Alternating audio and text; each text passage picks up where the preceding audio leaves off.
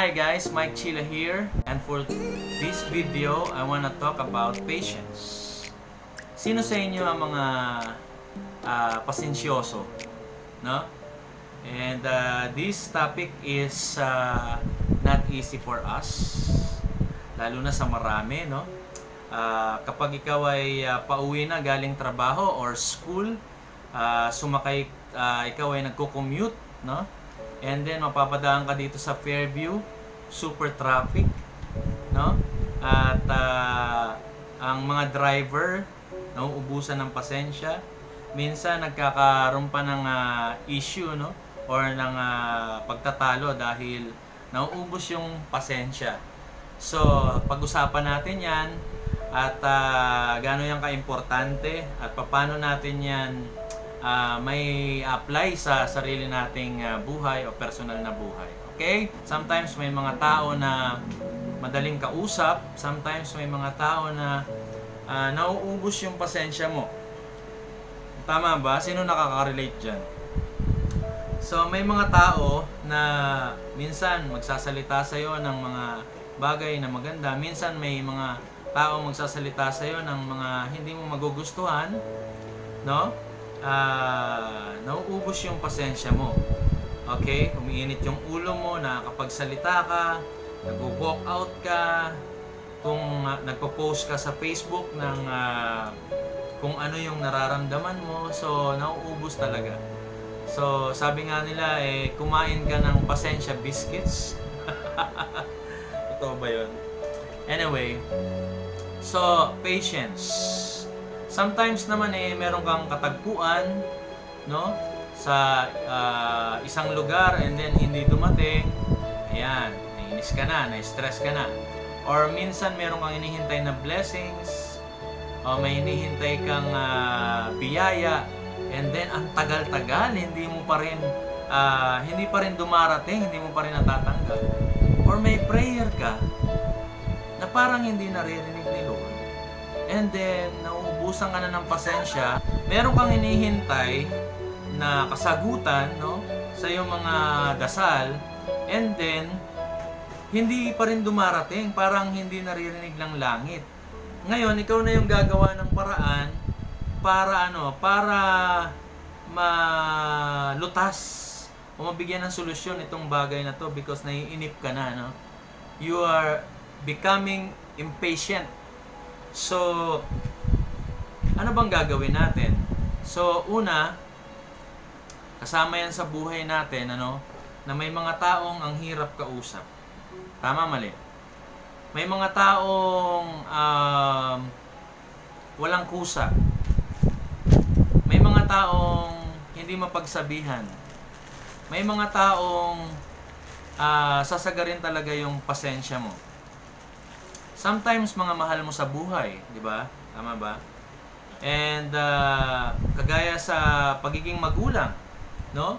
Kung ikaw ay merong anak na 2, 3, minsan kahit isa lang, pag yan ay naglilikot sa bahay ninyo, nagkakalat, nagsusulat sa pader, maingay, makulit, hindi sumusunod sa utos, hindi sumusunod sa iyo, maubos talaga pasensya mo. Amen. Tama ba? So, ganun So, anong gagawin natin? Anong gagawin mo kapag ikaw ay nauubusan ng pasensya? Understand. Okay? Understand po. Anong understand? Kuya Mike Chila, ano po yung ibig nyo sabihin sa understand? Be understanding. Unawain mo yung sitwasyon. Unawain mo yung tao. Unawain mo yung mga bagay-bagay. Bakit ba nangyari to? Bakit ba ganito ang nangyari? Bakit wala pa rin siya? Bakit ba ganun ang ugali niya? Ano bang nangyari sa bahay nila bago siya dumating dito? Bakit ba ganun siya magsalita? So, let's understand that person, no? So, when we understand that person, na kaya pala mainit ang ulo niya, kaya pala siya padabog, kaya pala ganun siya magsalita, kaya pala ganun ang kanyang behavior, at naapektuhan ka at naubos yung pasensya mo, it is because maybe in their house ay nagkaroon ng problema, no? Masama ang pakiramdam niya, wala siyang panggasto sa bahay. Nga unawain natin, no? Yung person, una yung person. Baka naman masama ang pakiramdam niya, baka naman nagkaroon siya ng problema sa bahay o sa trabaho. Let's kausapin muna natin siya, kamustahin muna natin siya para maintindihan natin ano bang nangyayari. Bakit ganun ang kanyang reaksyon o ang kanyang behavior o ang kanyang pagsasalita. So, when we do that, I think we can be patient with that person. Hindi tayo may stress, no? Hindi tayo magiging impatient. So, be understanding. Be understanding. And ano pang pwede nating gawin kapag tayo ay dumarating sa point na tayo ay nagiging impatient? Let's be loving, no? Be loving. Kaya mo lang naman nagagawang maging pasensyoso sa isang tao, di ba kasi mahal mo? Tama ba?